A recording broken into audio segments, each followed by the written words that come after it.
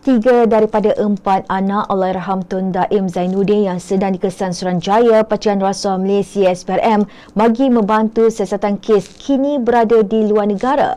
Ketua Pengarah Imigresen Dato' Zakaria Syaban berkata pengesahan itu dibuat berdasarkan rekod ketiga mereka dikesan keluar dari Malaysia pada hujung Januari dan awal bulan ini.